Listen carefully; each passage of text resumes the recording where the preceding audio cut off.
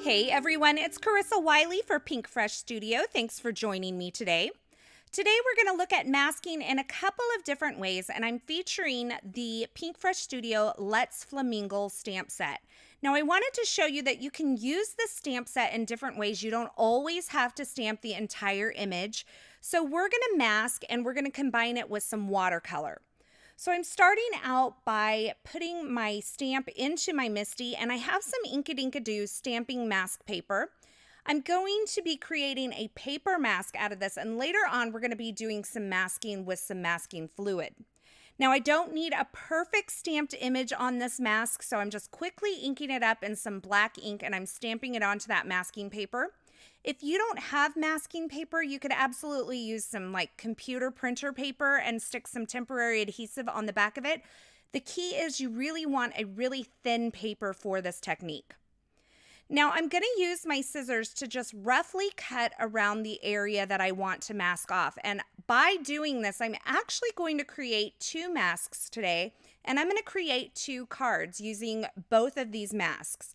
So you can see I'm not cutting right up against the line. There's plenty of space between the areas of the image that I want to mask off, and I'm just kind of making a rough cut. Now, if you want to stamp something right up to the edge of something, you want to make sure you cut on those stamped lines, but I'm just masking off a portion of this today so it doesn't have to be perfect.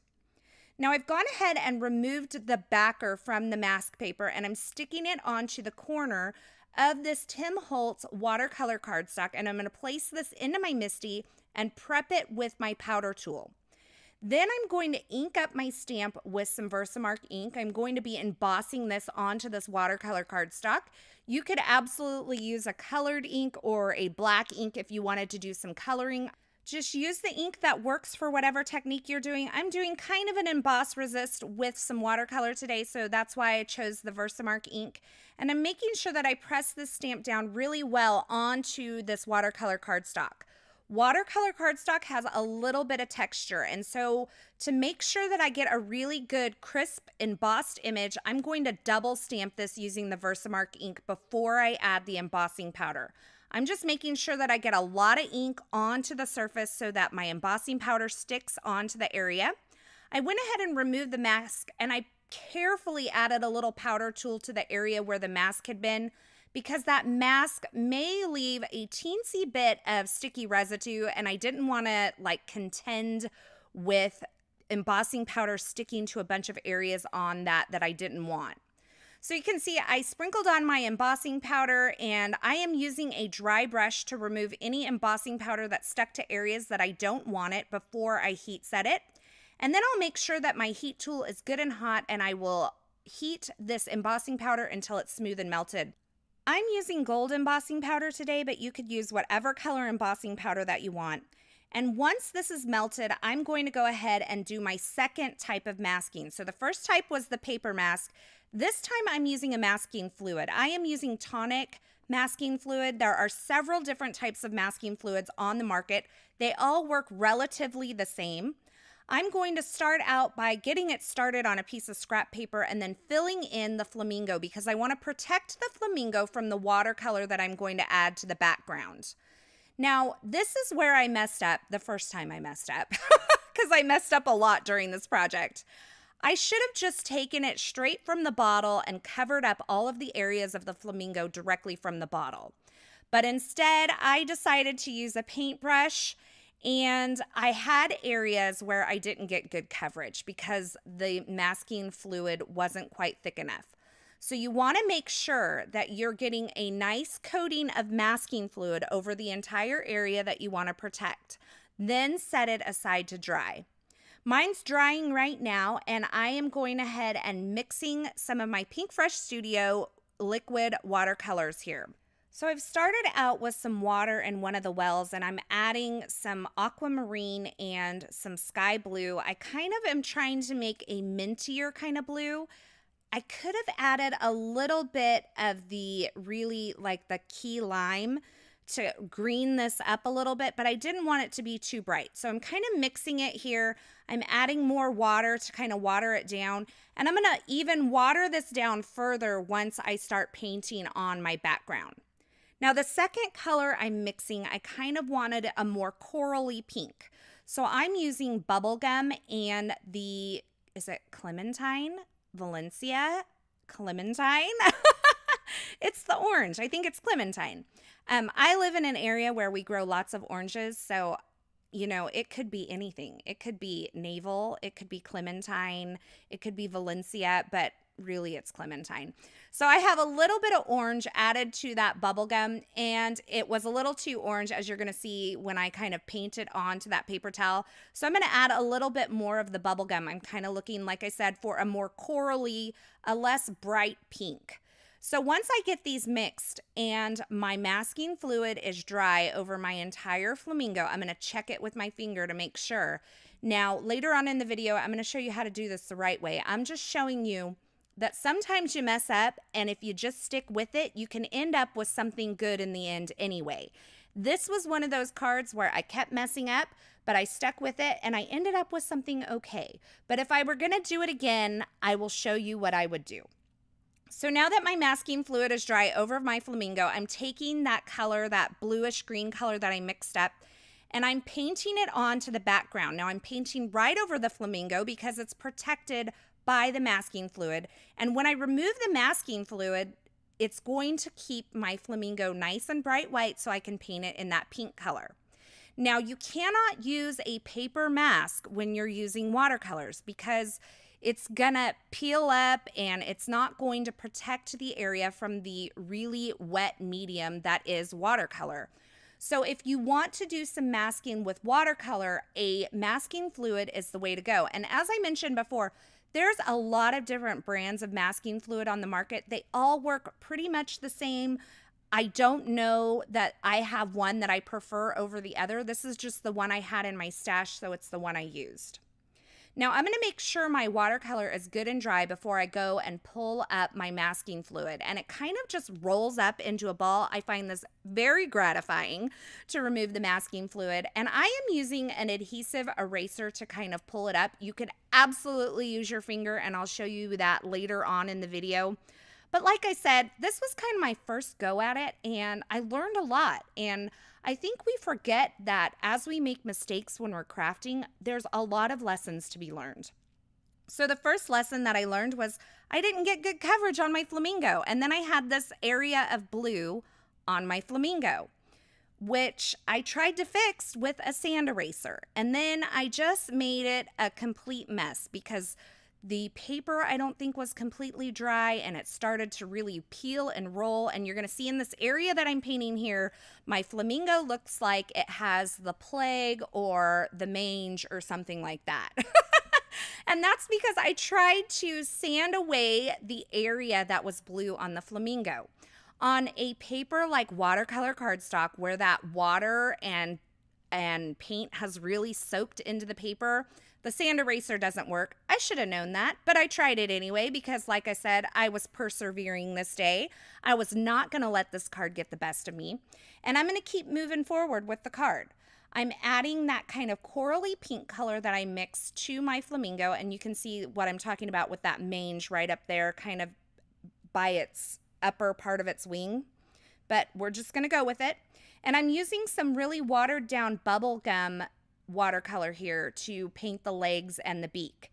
Then I'm going to dry this really well. Once again, you can see the mange on the flamingo. It's okay. We're going to make it all right in the end. And I'm going to go back in and add some more intense color along the bottom of this wing here and kind of add some more shading along the neck of the flamingo and the underside.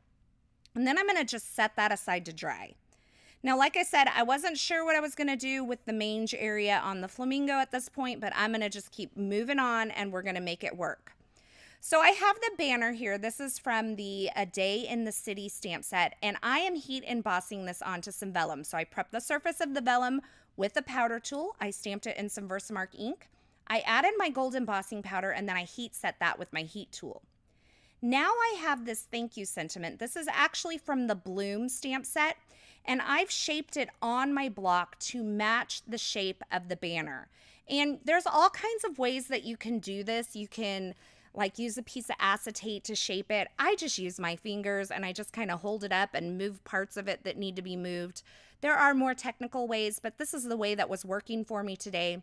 And you can see as I'm heat setting that, I'm adding heat and moving away so that I'm not really remelting the outer part of the banner that I had already heat embossed too much. I don't want to remelt that powder. So once I had my sentiment embossed, I went ahead and fussy cut that with my scissors. I'm adding a little shading with a colored pencil to the beak. And then I grabbed a second background that I had heat embossed with this flamingo, and I cut out a couple of the flowers. I'm going to use these flowers. I'm going to watercolor them, and I'm going to use that smaller one to hide the mange or the plague or the diseased area on my flamingo. So maybe ideally I wouldn't have had this flower here, but it's what I had to work with today. I had a mess up. I had to fix it. I wasn't going to start over at this point. So I'm totally cool with it. Now I added my banner onto my card front, and you can see I mounted my flower with some foam adhesive as well. And I decided I wanted my banner to have a little wave to it.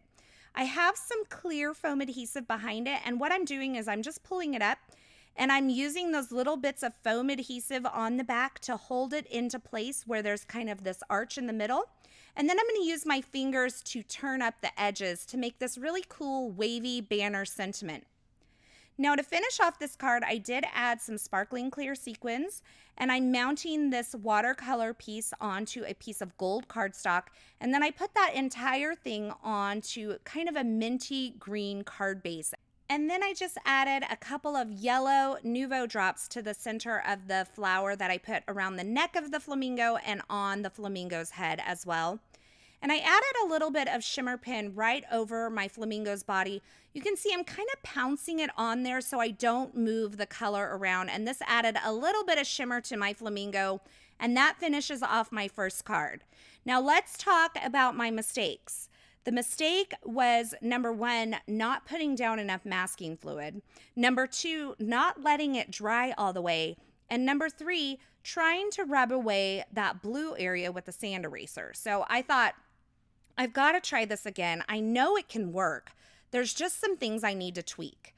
So I heat embossed my background once again. I used my paper mask to only heat emboss part of it. And then I used the masking fluid straight from the bottle to add a good layer of masking fluid over the entire flamingo. You can see it there. It's going to kind of change colors as it dries. Now, I walked away. I'm a very impatient person, and waiting for things to dry is not my strong suit. But I forced myself to walk away so that this masking fluid would dry completely, and then I painted my background here. Now I am rolling up the masking fluid. I'm going really slow. I'm using my finger. I made sure that it was really dry so that it's not going to tear my watercolor cardstock as I'm rolling it up.